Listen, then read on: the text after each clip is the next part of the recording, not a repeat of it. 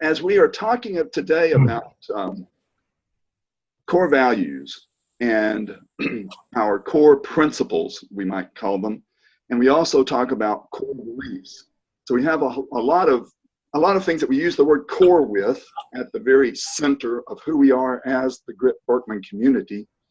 And what I'd like for you to kind of join in the discussion right now on a real broad general base is let's just talk about what are those core values, core beliefs, core principles that we adhere to that you would say are really the most important ones for you as a Grip-Birkman coach.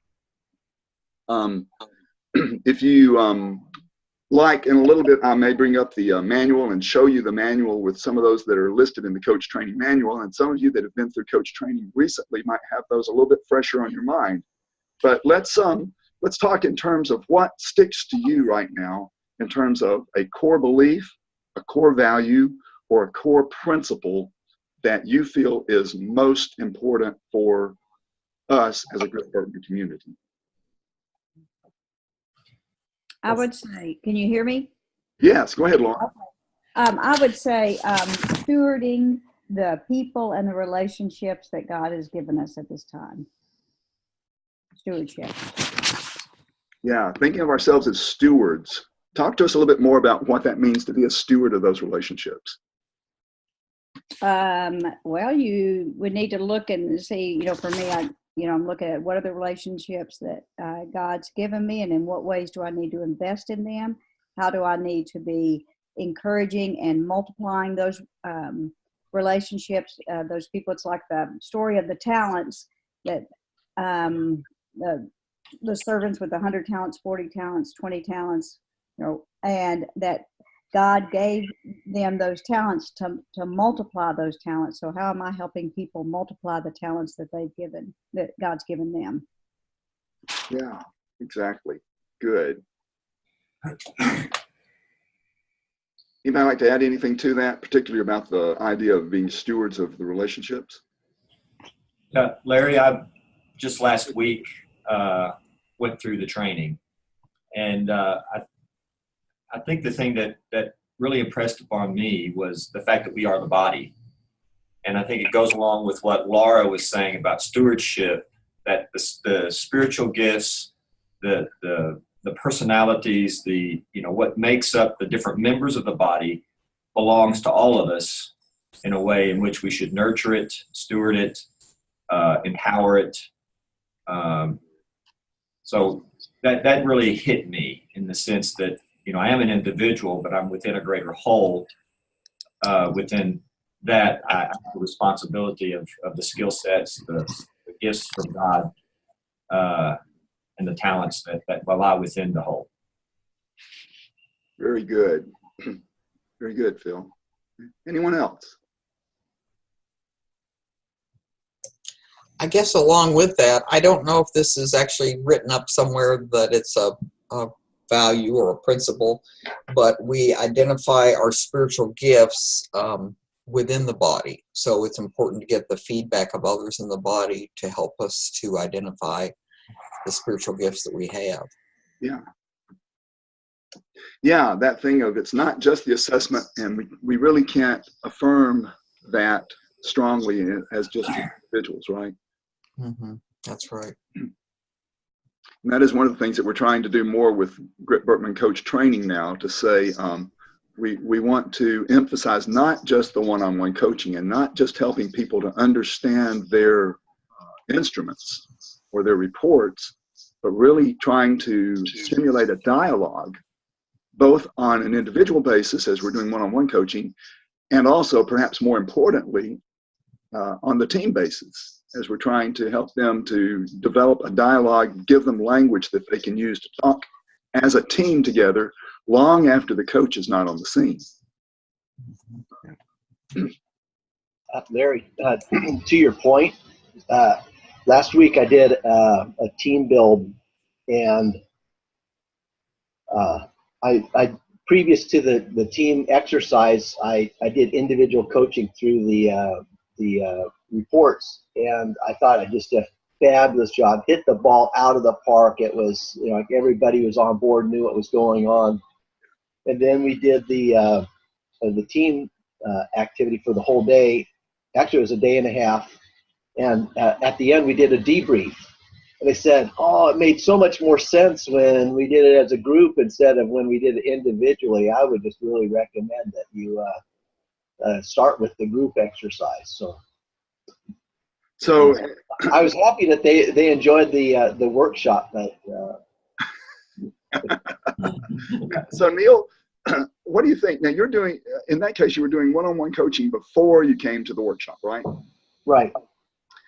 And I'm just curious, for the rest of everybody else, does anyone try to do the workshop, the group coaching before you do one-on-ones? Does anyone try to do that? I have. With the old report, I would generally try to walk them through before the team training, just so that when we got to the team training, we could focus on not what is this report telling me, but what is this report telling us. With the new report, I've not done a large group yet, but with the new report, I'm finding that it's easier to start with the team because they're able to read and understand the report. There's a few things in it that you still need to walk through, but overall, people are reading the report and are able to pull a level of understanding away from it, so that when you do some of the team exercises, the light bulbs just come on real quick. So Wayne, in that case, where you're doing the group exercise first, if you're doing it that way, especially with the new reports, what I'm hearing you say is that people can kind of get it from the new reports better. Oh yeah, I did a coaching first coaching call with a ministry couple yesterday, and I mean they were so attuned and with understanding and things. I mean, page 31, the filling, what are you learning page, the setting the goals and all, I forget what it's called, but they filled that in for me before our call and had great insights. So it's actually changed what I'm doing with teams, and I'm having to go back now and kind of think through, okay, what does a one-day Grip-Birkman team building day look like? Yeah. And what are you coming up with? I don't know yet. Yeah. Yeah. I've got to do some figuring out on that. Okay. A whole lot more team than just going through and explaining the ins and outs of the report. Right. Yeah. So it's wonderful. Yeah. So is anyone else, what about the pros and the cons of doing one-on-one coaching before or after the team build workshop? Larry, I'll just add that after doing the group workshop with the team, they did say that individual follow-up afterwards would have been helpful. So this was kind of a pilot project because I was combining the Grip-Birkman with a kind of a personal planning exercise where they took a look at their whole year, and it's built on the some of the exercises that I do with organizational focusing, especially for new church starts. So some of the exact same exercises that I would do with a organization, I built into the team build, and that way what they practice on an individual level, they'll practice with an organization. So I think to Wayne's point, I think the new reports are gives them a level of confidence that that they're understanding the information and they can use it in the context of a group before we talk about it. And then what they want the coaching for is just to narrow it down and get more specific on their particular objectives. Good. Yeah. Yeah, Steve. Hey, Steve. Welcome. Good morning, you all. Hope you're doing well. Wayne may be getting a lot smarter people than I am.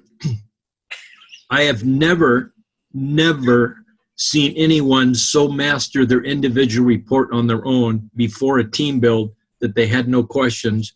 And I've never had anyone comprehend the components to any degree before a team build on their own. And even, you know, it takes 2 sessions for me to get them to the components. So I'm finding, I hear Wayne, I'm not arguing with it, I'm just thinking, wow, I wish I could get there, but I can't. So I rely on the individual coaching ahead of time so that then they really get themselves and know what the report's saying to them. So at the team build, they can focus on others. Yeah. Well, and I didn't say they got it without any questions. Sure. I'm just saying that with the old report, I would typically come into the first session, or the individual coaching or a team build time, and everybody was kind of like, okay, so what is this 70 something pages? Tell me. Yeah. I mean, I picked up a few words in there that sound like me, but what does this square mean? What does all this mean?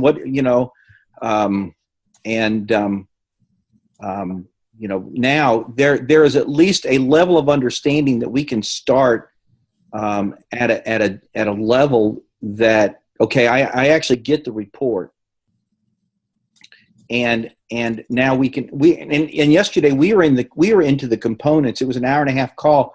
We were into the components within the first 45 minutes. It took about 45 minutes to get into the components. Now, Wayne, you answered my question, I think, already. So you're using the signature report. Are you using the signature report exclusively, or are you using the base level? I've never done the base level with people because, to me, the components are just an absolute gold mine. And so, yeah, I've never done just the baseline.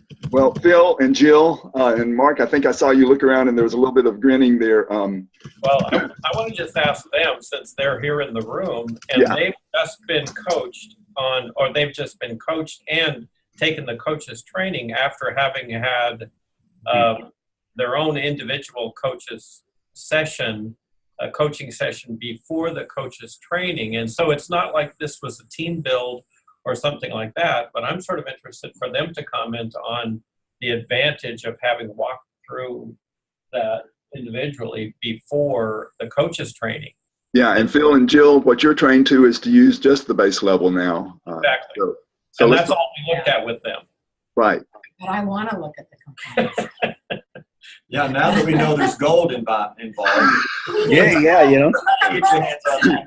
I'll talk a little bit more about that toward the end of the session. I will talk just a little bit more about that at the end of the session. No, I had gone through, with my team here at Missions Resource, I had gone through a team build before. And so I'd done the inventories and everything. So I was a bit familiar with it. So I think our individual coaching prior to our training was helpful, but I was kind of ready to step into the meeting. My wife, on the other hand, had not. And I think she still had enough questions to where the individual discussion was helpful. But the days that we were together in the coach training, yeah, I could just see her, the group discussion, the time with group, Right. Phenomenal, honestly. It was really changed her thinking. So it's helpful.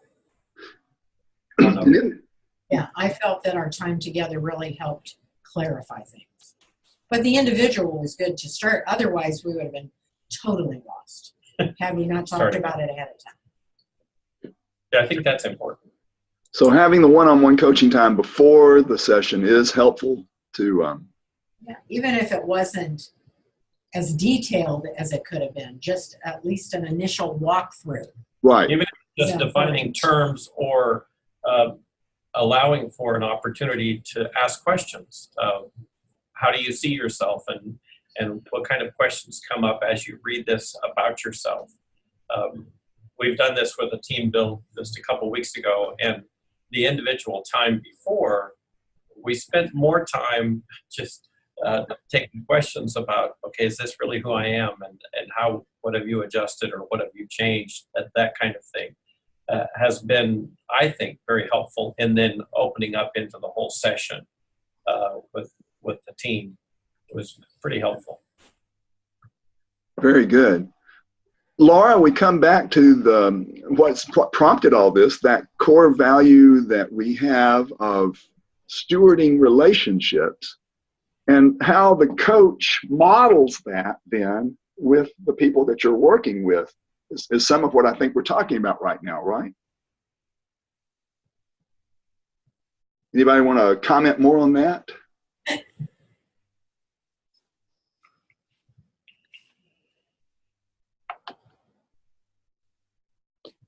Yeah, I mean, yeah, it's how do I best steward this person, and it might just be very much be a case by case situation. So I think if I had to choose, you know, if I was going to do a team build and I was given the opportunity to do either a pre-team build coaching session or a post, I think I would choose the post. Neil, I think you're saying something close to that. Neil, you want to further comment on that? You're going to test the team first and then do the coaching afterwards? I'm still having breakfast. It's early here in Washington. It's still dark outside. Oh, you know, in a couple of months that'll all change. But thanks for joining us so early or late in the night, as it really is, right? Well,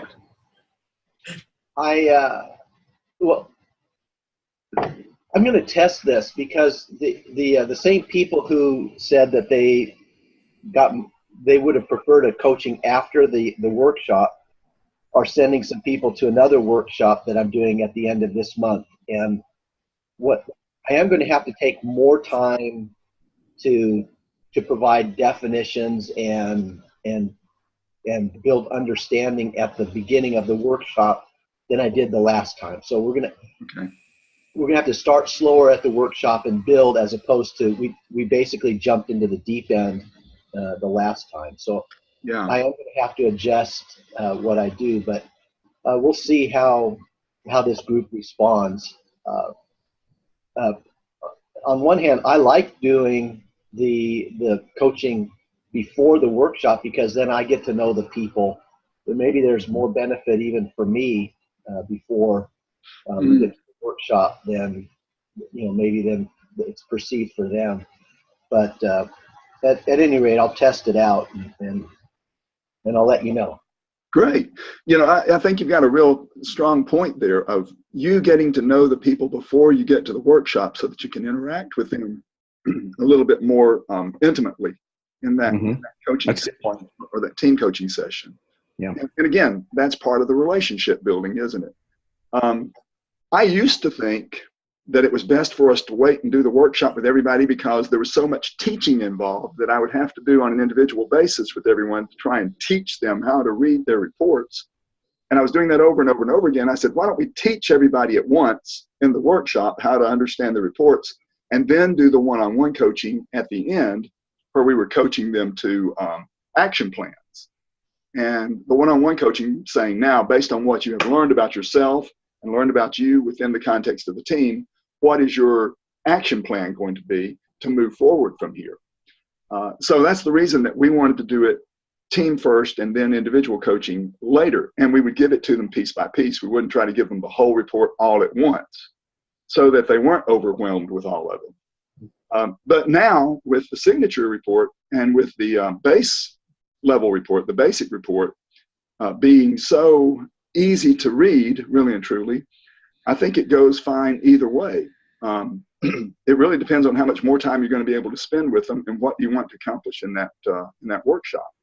But I have come to realize that it is really, really good to have that one-on-one coaching ahead of time to make sure people are comfortable with their reports. And the parts that they are uncomfortable with, you've already revealed that in that one-on-one coaching to say, hey, you know, the individual says, I've got a few of these parts that I'm not sure about. Well, great, let's talk about that, you know, just a little bit. Let's talk about why you're unsure about that or you feel like that's not true. And pretty much I usually say in my one-on-one coaching sessions, if you've got something in this report that you just don't agree with, draw a line through it. But don't black it out. Draw a line through it. And then later on in the team building session, sometimes I have had people actually say, oh, now I see where this was coming from. I see where that was a blind spot. I see now that it actually really is true for me. So there's been some advantage that way too. Any other comments on that? Larry, just the one other thing I would add is the reason I went through the reports prior to the workshop the last time is because these are leaders who have had no exposure whatsoever to the reports or the Grip-Birkman, and in some ways I had to sell them on the idea that it's valuable. And so after they did it and I went through the report and the insights started popping for them, then they wanted to not only do it themselves, they wanted to have their whole staff do it. So at that point, then they're starting to tell their staff teams, this is something that I want you to do. This is something we're doing together, and I didn't have to sell it. Mm. So, and there's there was a marketing ploy. How so? How do you say marketing? Well, I had to show them that it's valuable, and I couldn't say come spend a day and a half with people you barely know to learn about yourself. I think that would have been hard to grasp. Ah, okay, I see. Yeah. Let me share a screen with you real quickly, and at the end in the new coaches training manual, we do have a summary of those core beliefs. And in the very first grip where we're establishing this, the Grip-Birkman is more than an assessment. It's a series of shared values lived out in community. I think we all agree with that and we see that. When Christ is the center and the body life principles are settled, we can truly move from I to we. We've been talking a little bit about that with the team building and how important that is. And then here it is, Laura. I to we begins with stewardship. Stewardship is about managing what God has given us. And that includes stewarding relationships. That, to be real honest, I don't hear a lot of other people talking about that concept of stewarding relationships. And then we do not seek to understand ourselves or others better simply for purposes of self-awareness, but rather for purposes of stewardship in the context of relationships. And there it says it explicitly, doesn't it? So when we take all of that together, how important that is for us as a community, that's part of the reason that this comes as the very first of the coaches training. And I bring this in the very beginning also whenever I'm doing a team build with anyone. This is where we start. We start with that idea of cultural values, and then do a little bit of considering of the values that we have as a Grip-Birkman community and what we're trying to do with this as we're building unity in the body of Christ.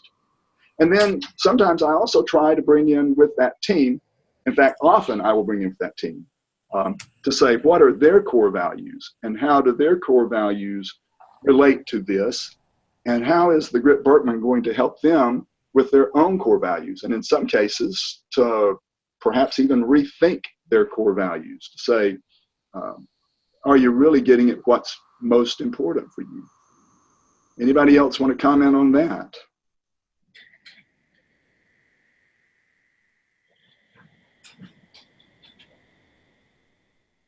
No, one of the things I've done over the last few years, because I think those are so key to people who are not living in the realm of spiritual gifts, orientation, application, or leader development, is I've embedded a number of those principles, those core beliefs in my feedback report.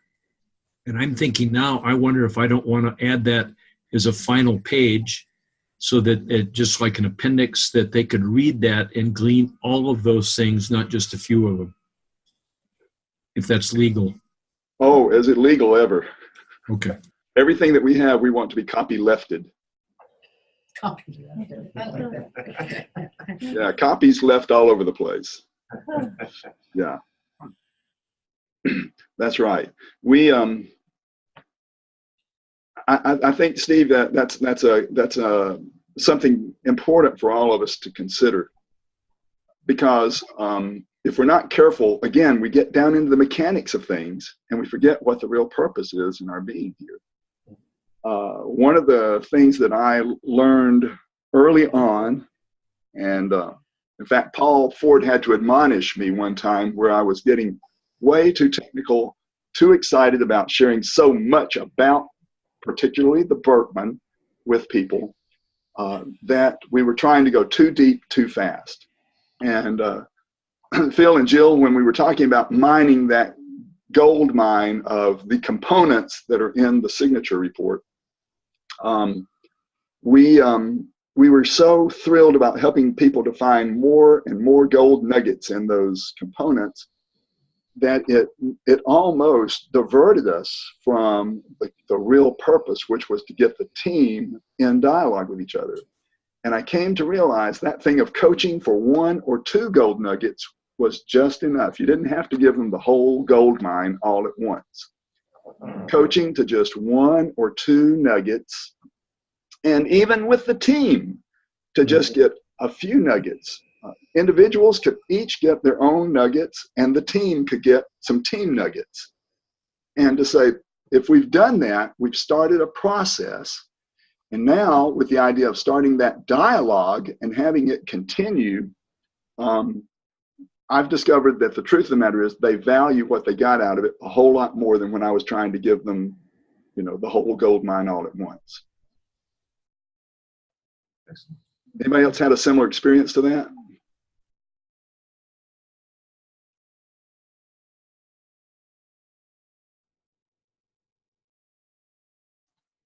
Well, I really didn't think I was unique with that, but No, I completely agree, and I've been guilty of trying to give far too much when it comes to downloading information, as opposed to allowing them to discover on their own that 1 or 2. We say up front, bring your list of 10 to the first session of things, discoveries you've made about yourself, and I've sort of opted to make that a list of 5 things that you've learned about yourself, discoveries, because if you try to go too broad, you miss that deeper meaning, and you may miss that one takeaway that's really going to be transformational. yeah. I had a friend one time who referred to what she wanted in a pastor's sermon. She said, I want it to be simple and deep. And at first I thought, is that not mutually exclusive? But the more I thought about it, no, you can be simple and you can go deep. And that, I think, may be more of what we're wanting to do, simplify so we can go deeper, rather than complexifying the thing. Could I just comment on that? Yeah, please. I think for the first 10 years, I was both frustrated and kept running and trying to explain away the complexity of the Birkman. Yeah. Now that I get it better, I realize it is a complex tool, period, paragraph. There's no way around it. Because we're incredibly complex, created in the image of God. So I almost always start now with Psalm 139, those verses where David says, I thank you that I am so incredibly complex. So I start on that sort of glory, accepting that. And so the test, the reason it's longer rather than 5 words with a strengths finder, where some people say, I just found myself. I thought, you found yourself in 5 words? Like, really? Give me a break here. So, I mean, I push some people I know on that because I think that's silly. No, you're a lot more than 5 words. Yeah. It didn't even tell you your colors or your moods. So I find that that really helps people, and then they can embrace it. So when they say, oh, I don't get it, say, well, take some time, read through it, and, you know, the insight will come. So it's like reading scripture. You got to go deeper to get more. The first read to, you just may not get all the gold. So that's why I think Roger, as a Christian, said, the gold, you know, there's gold in the Birkman, but you got to mine it. Yeah. Read. Yeah. See that. Well, and I think, Larry, you started our conversation today talking about values. And I think what we've kind of circled back to, and I can't say it's a value for sure because I don't remember all the printed material, but I think the way that the training is and what we've been talking about is the value of discovery. Ooh, yes. Yes. And, you know, it goes back to, you know, what I discover I own and what I own I do. And, you know, that's, you know, because I'm such an expert on this now, you know, I know all these wonderful things that I think you ought to know. And my greatest discipline is, yeah, I might know those things, but, you know, I'm just going to keep them to myself and allow the client to lead the conversation and allow the client to open up the doors for further and more discussion. And that's probably the discipline I'm working on right now the most. Is yeah, I know a lot of good things, but you know, just shut up. You are the expert in the room. Absolutely. When you're doing that workshop or that one-on-one coaching, you are the expert. Yeah. But you don't have to lord it over them, do you? Right. But if I could hitchhike, because I think that is, Wayne's comment is brilliant, because all of us are committed to coaching and discovery, but a lot of times, as my boss Gary May says, you never want to steal the discovery from the person. We may do that inadvertently by talking too much and or not telling them. The reason we want you to read the report on your own and go deeper is so you have the discovery experience and you can have it several times each time you read through it. So that's a great reminder. I have not been stressing the discovery on their own enough. Thank you. Wow, that is yeah, that is gold. I'd say that's bigger than a nugget. Anybody else have any other thoughts or comments in that line?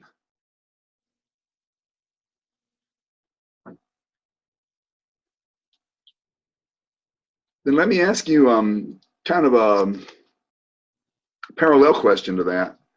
Let's talk about what is your personal greatest challenge as a Grip-Birkman coach. What do you see as your greatest challenge, whether it's one-on-one with team building, whether it's just getting the group together, or marketing yourself, whatever it might be. We won't put any limitations on it or put it into any corral. What are you seeing right now personally as your greatest challenge as a Grip-Birkman coach? My age. Why your age, Steve? You can't remember anything. That's right. I'm losing my faculties. That's why. Yeah, I learned this right now. I'm not sure I'll remember this by tomorrow. That's why I take notes. So. Short-term memory. Yeah. So how is that working against you? Well, for example, if I have multiple calls, I find unless I've taken my notes on the first conversation and then even refresh them, I can completely forget some of the insights that they had or that what we shared. Or maybe you've had this. You break halfway through and you pick it up the next week and you go back and say, now, where the heck did we end? Now, some of you may never experience that, so I have to type that in. End of session 1, start session 2 here, and put it in red with an arrow. then it's really easy to find and I don't screw up. Like, no, so I'm serious. For me, it's short-term memory of little things that took place that unless I give myself reminders, I might tend to forget some of the fun we had the first time. Could be my problem. Well, you know, I think I've had that problem for a long, long time, and it had nothing to do with age, Steve. You say that like it's a problem. I don't. It sounds to me like, yeah. Thank you. There's a tremendous benefit in forgetting stuff. I mean, if you've got several coaching clients, how could you remember where you left off with all of the different ones? Maybe you used to be able to do that as a younger guy, Steve, but boy, I've never been able to do that. In fact, I get their stories confused and mixed up, and to my own embarrassment many times if I don't take those kinds of notes. By the way, I have started doing better post-coaching notes. I don't necessarily take notes during the coaching session all the time. Sometimes I do. But at the end of almost every coaching session, I type up notes. And what got me in that habit was doing some consulting for a mission organization where I'm doing onboarding Grip-Birkman coaching with their new applicants. And I need to report to the leadership team something from my coaching session with them. And so that's gotten me in the habit then of just starting to write up notes on everybody that I'm coaching and keeping those. And also, if I ever come back later on and have another session with them, maybe months or years later, I can dig back into that and have that as a reference. So I'm not gonna accept that it's just age, Steve, but but that's a good solution for all of us to be looking at. What other challenges? I had a situation where someone was talking about some pretty confidential stuff, and at our next meeting, the couple came together and they said, just forget all that stuff that we said before last week. And I was like, done. So No problem. yeah, not a problem. So one of the things that I've started doing is I'm creating something of a checklist for myself that I can of topics that I want to cover, so that going into the coaching appointments, there's kind of a standard approach that I use with all the people, and then divert from there. So I think for me, that's one of the challenges, is sometimes I just dive right in with them and don't have a common approach. And so I'm trying to exert some discipline that way by having kind of a checklist that I start with before the meeting, so that I know where I'm going at least like the first time and the second time. So Neil, do you allow them to express themselves before you get into your list of things that you wanted to do, or do you have? Well, it's more like coaching topics. So it's more like questions that I want to make sure I ask them. Oh, okay. Yeah. I try to do something similar. Laura, were you going to say something about that? Not about that in particular. I mean, I was going to talk about what my biggest challenge was. So Good. Go right ahead. I mean, just it. Kind of what you guys were talking about earlier was just talking too much, and the corollary of that is not asking good enough questions to go the next question. Yeah, to go deeper. So I know I've been, trying to learn about, better question asking and everything, but I think that's a little bit of a learned skill, and I'm still trying to learn it. Yeah, and you've been at this a long time, but I think for all of us, that's a big challenge, isn't it? Is knowing what kinds of questions to ask, so that we're not just telling them, but we're drawing out from them and helping them in their discovery. Have you discovered any good questions that you use regularly? I mean, not off the top of my head. I had gone to last spring here in Stockholm a 3-day coaches workshop based off of Keith Webb's stuff with the ICF.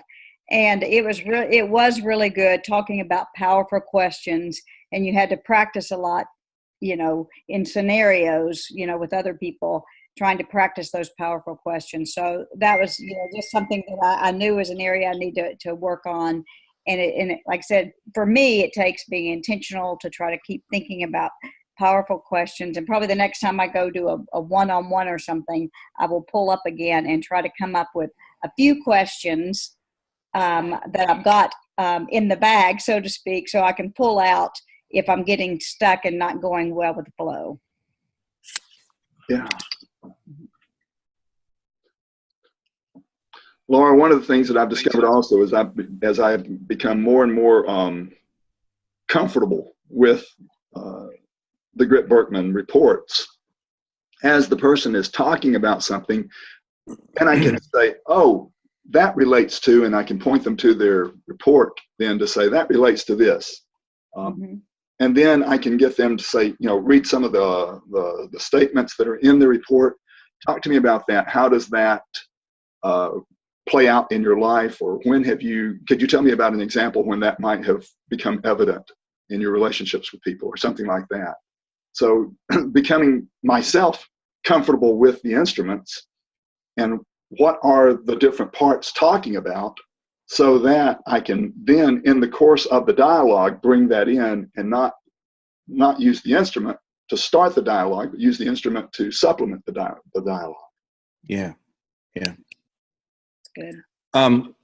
One of the things I've done on the last two individual coaching, and I did it with this couple yesterday, was, and I don't remember if Keith Webb's, by the way, I was going to plug Keith Webb's coach training. If you've never had it, it's exceptional. Yeah.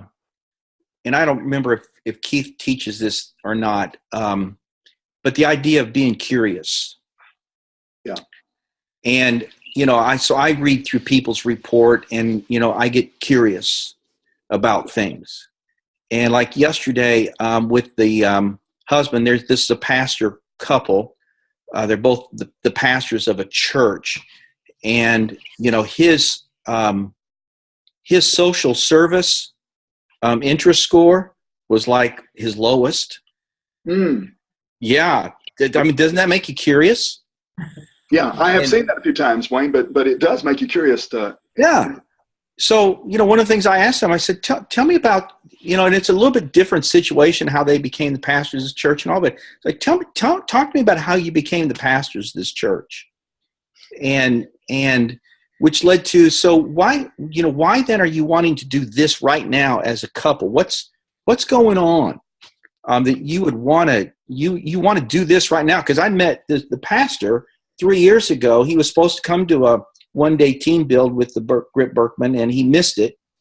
And we connected once, but then out of the blue, I get an email from him.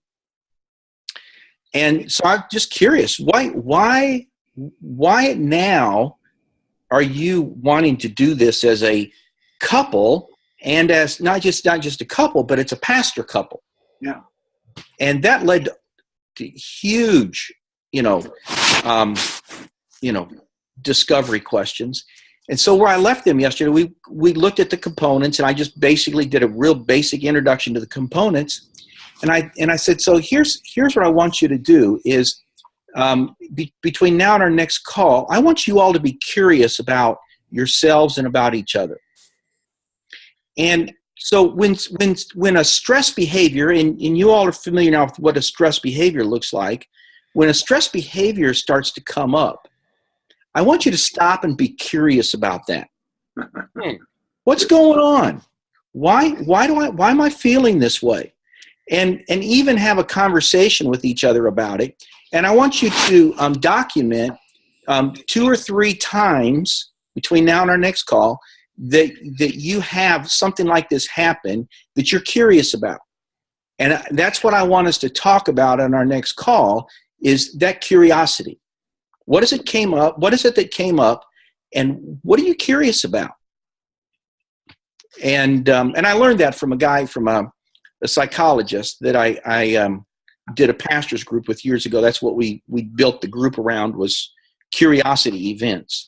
But I've done that now with the last couple of coaching clients, and it really opens up the door for them to really start digging in to the discovery and really looking at their needs and who they are. And it's been kind of interesting. So this idea about me being curious, and then really help them be curious. Yeah. I like that a lot, Wayne. Like that a lot. Yeah. My greatest need right now, or the things I struggle, is in the last monthly Grip-Birkman newsletter, I think that Jay wrote. Yeah. He did a fantastic job on that. And I'm reading that and I'm going, and maybe there's one that I'm unaware of, because I'm unaware of a lot, but a marketing piece, some kind of brochure, something that we can put in the hands of people that I've got one, but reading Jay's article last week and in this whole idea that really it's the values behind the Grip-Birkman assessment that are powerful. I mean, the assessment on top of the values are just huge. Yeah. But it's the values that are underneath, and that's really what Jay wrote about, I believe, in his article, those underlying values that really, I think, will draw people into wanting to explore this Grip-Birkman and what does it mean to be I to we. And it's not about what do I need, but who do I need. I mean, those are powerful things that I think churches are clamoring for. Leaders are clamoring for today. They can't even put language to it. Mm. So if some kind of really good, sharp promo piece could be put together, marketing piece, I think that would be absolutely phenomenal. And again, Jay's article that he wrote a couple weeks ago actually was what opened that sense of need up for me. Wow. He did. It was powerful. So Neil, our group needs to take that to heart. I say that to Neil because Neil's with us on the community development group that's working on marketing strategies and diversity in the Grip-Birkman community. And so I'm making strong note of that, Wayne, that is something. And as I know we're drawing to the top of the hour already, wow, how can it be?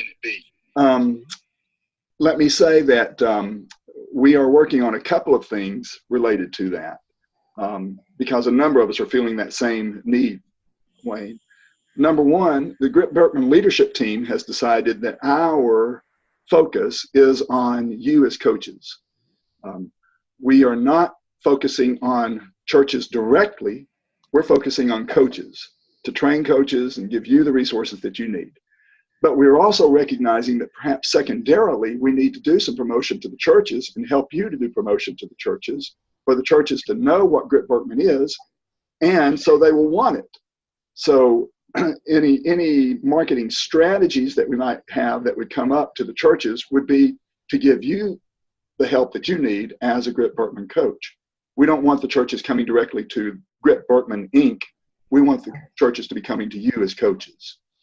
So Wayne, yeah, you've hit on a nerve that we know we've got to come up with some tools like that. Secondary to that, by the way, we actually have a class, an MBA class at the Brock School of Business at Samford University that is taking us on as a project this semester. And we have gone and done one presentation to them now, and we're taking them through the Grip-Birkman and showing them all of our insides and outs about what we are as a community. And those students then are going to come back with some marketing strategy plans that they're going to suggest for us. We might not use them at all because this is a business class and we're not focused on business as such, but we know we've got to apply some of the same kinds of strategies. And so we might actually do some kind of an adaptation for those. But just to let you know that that's one of the things that's coming out. And if anything good can come out of it, then we're going to mine that gold also.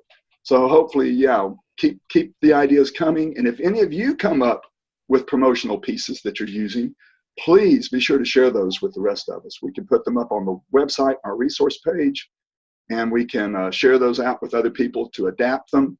So if you've got promotional pieces that you have been using, and suggestions to other coaches about how to, we don't have a better word for it than market ourselves. But how do you get a foot in the door with churches? How do you get those leaders convinced that this is something that they really need to do? Yeah, we need that greatly. And guys, I want to continue this discussion further next month because there's a whole lot more in all of this that we could dig down deeper into. So let me just say to you that as we are growing as a community, at the last celebration, where many of you were with us in November in Indiana, we did try to start forming some community growth and engagement groups. And you would see those listed again in this last newsletter. If you are interested in becoming part of one of those, please join us. This is all volunteer work. We meet by Zoom, phone, WebEx. We meet by Skype, however we can get together for these groups to be brainstorming ideas and coming up with ways that we can grow as a Grip-Birkman community. And then let me just briefly also put a quick commercial in for signature training. That we touched on that a little bit earlier today about signature training now being the only way that we can introduce components to coaches. It is a lot more expensive than Grip-Birkman regular coach training, but it's because it certifies you as a Birkman certified professional. And that opens up the door then for any number of reports that you can have access to yourself without having to go through our customer service. You can tailor make your own reports. You can run group reports. You can run comparative reports between individuals. And so there can be some advantages to you, especially if you think you do want to use the component reports more deeply. Then we do recommend that you come to Birkman Signature Training. And of course, we're offering it at a significantly reduced price from what it costs if you go to Birkman International for that training. We are certified through Birkman. It is exactly the same training that you would get from any other Birkman trainer. And so there's that commercial. And you can see in your newsletter the next training that we're offering. Actually, we're having one in Penang, Malaysia at the end of this month. And then in April the 25th through the 27th, we're having another one scheduled for Dallas. And then there's one possibly under construction right now that we might be able to do in Calgary in the end of May or the second week of June around CNMA's annual meeting. So those are possibilities for you to consider if you do think you want to get into signature training. And if you want to write me more about what advantages there might be or have a conversation about that, I'll be happy to entertain that conversation with you about what advantages you might have of being signature certified. And then let me just also quickly let you know that plans are underway right now for the 2018 Grip-Birkman celebration. We don't have a firm commitment of a place yet, but we're starting to get that narrowed down. And one of the things we're trying to consider is cost, not just of the facility, but also what it would cost you to get to whatever facility it is. So we're trying to build all of that into our planning. If you have a suggestion of a place, we're looking at late October or early November. We've got a couple of tentative dates down. If you might know of a place that you think would serve us well for that celebration, then please get in touch with any of us on the leadership team, particularly with Dee Warren. And if you don't have her address, you can find it, I think, on the website, but it's DDB Warren. Stands for Deborah Diane Bishop, DDB Warren at gmail.com. And with that, guys, the only other thing I want to point out to you is we mentioned to a few people earlier that many of our community are in Atlanta right now for the Birkman conference. They have a almost annual conference, and right now it's in Atlanta. And they'll have a lot of people there who work with Birkman from many different facets of life. And these people will be representing us as a Grip-Birkman community. So as we close out, let's pray for them and for the relationships that they'll be having with people there. and the way that they'll be able to demonstrate even more clearly who we are as a Grip-Birkman community using the Birkman. And that being the case, I'm going to ask Neil, would you mind closing us out with a word of prayer? Father, thank you for bringing us together as a community this way. Thank you that we can speak into one another's lives and learn from each other. We pray that your kingdom would come in us and spill over into the rest of the world. We dream of the day that the body of Christ will be empowered fully and declare your gospel with power. And thank you for this session. Thank you for what you're going to do with it. And thank you for these people who are dedicating themselves to serve you. Amen. Amen. Thank you so much, folks. I hope my voice was not too much of a distraction for you today.